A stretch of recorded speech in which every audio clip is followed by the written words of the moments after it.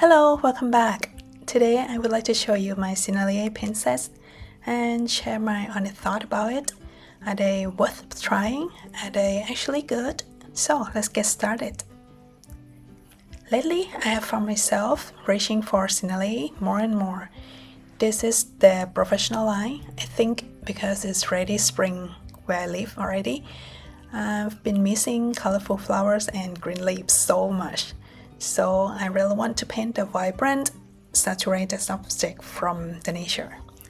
And whenever I think about the rich, growing, saturated color, I don't know why, but Sennelier always come to my mind first, almost every single time. Here's my set. I have the Sennelier test pack with the 5 tubes in this metal box. And I also have the mini set that come in the 8 half pan and a small brush inside like this. I have had them for years and use them quite often, so everything is already reorganized inside. As you can see here, I transferred the half pan from the mini plastic palette into a proper metal box. The original mini set comes in a small plastic case. Even though it's quite cute and compact, I personally prefer a larger mixing area. The small metal box from the mini set can be adapted for mixing, but for me it feels like a little bit tight and I prefer more space. So I move everything into a bigger metal box. The 5 tube set pack originally also come from in a large big box with the spun inserts. I actually like the sturdy metal box, so I keep it and repurpose it for containing other watercolor tubes, just like this. Also, I squeeze the paint into half pan and reorganize it in my metal box sets as well. An important thing is that Sennelier used honey as a binder. Because of that, from my experience, the paint from the tube never fully dries. Sometimes I think they are completely dry and I try to touch it, and then some color behave almost like a glue. It feels like gummy and stick to my hand. Even though I don't live in super hot or humid climate, it stays slightly tacky. So I usually use the tube form of the Sennelier at home to avoid making a mess while traveling, especially if I forgot to let it dry thoroughly before closing the lid. If I travel, I prefer bringing the mini set with the half pan more. It feels safer, less messy, no stress about whether it's dry enough before packing. So now let's talk about the paint. Between these two boxes, there's just only one overlapping colors, which is Payne's Gray, but this is totally fine for me because this one is my favorite color as well, especially when I want to paint in a monochrome or do value studies. So 5 tubes plus 8 pans gave me 12 colors in total, and honestly the price was quite good at the time I purchased them. That's why I decided, okay, let's give it a try. It's a good deal. And here, this is my swatch from mini set and test tube set. Personally, I don't feel any difference that much between the tube and the pan version. Only when using the tube, it feels a bit creamier and more intense at the first touch, while the pan version needs to activate a little bit with the water, but it is so easy to re-wet, so I enjoy both. As you can see here, Payne's Gray, both tube and pan version look exactly the same to me. In terms of color impression, they are very vibrant and luminous. I also pay attention to the lightfastness and pigment codes. I know that some people don't really care much about the pigment composition, and that's totally fine.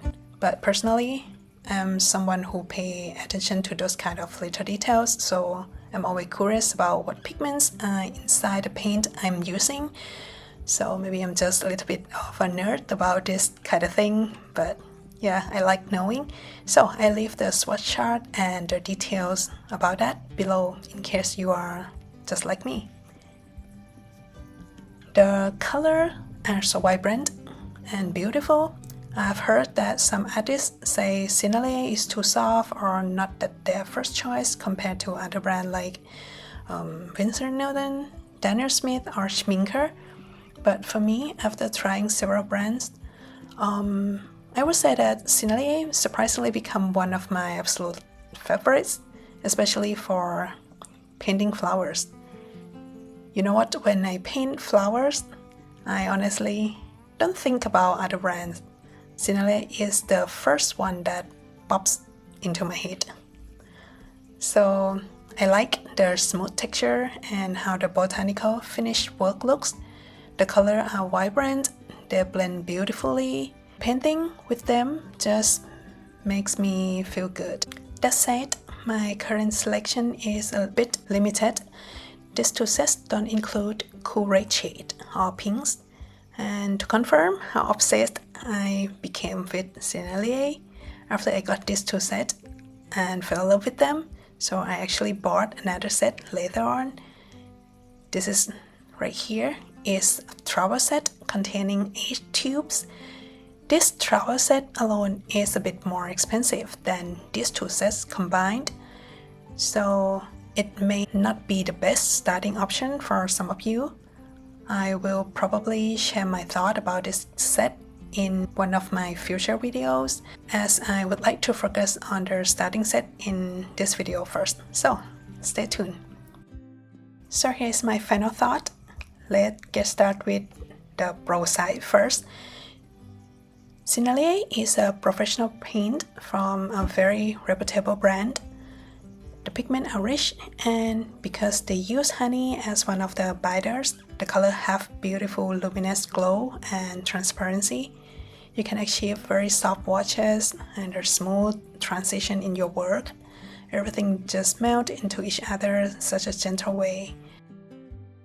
If you are just starting out and want to test Sennelier, I would totally recommend either this set or this set, the 5 tube or the mini pen set. The mini set cost me around 15 euros and the test pack cost me just only 17 euros. I think it's a good deal when compared to something like Winsor Newton Cotman, which has cost me around 17 euro as well. But with the Cotman, you got the student grade paint. For almost the same price, you get professional grade paint, so why not, right?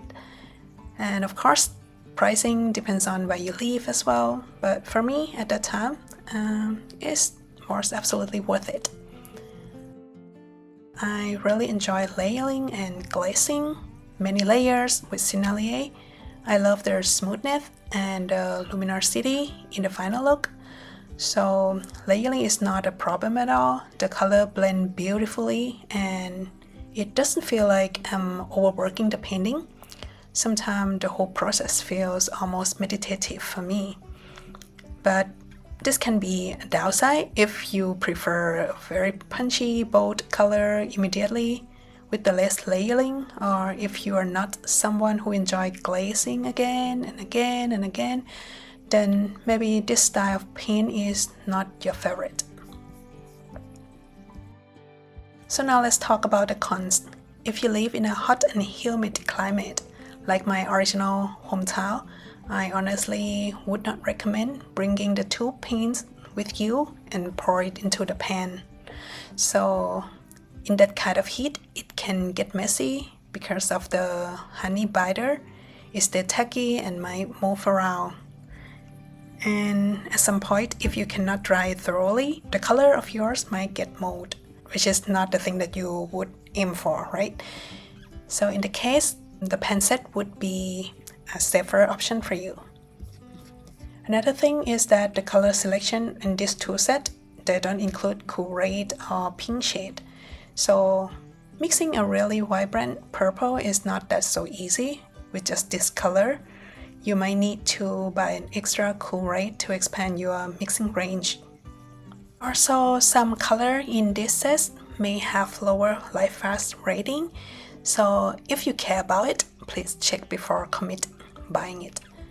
And lastly, if you really love the strong granulation or heavy texture effect in your paint, like dramatic textured architectures, for example, Sennelier might not be your first choice.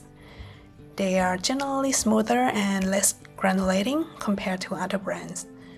So yeah, this is my thought about it. So I hope this video helpful for you, and as always, thanks for watching and see you soon.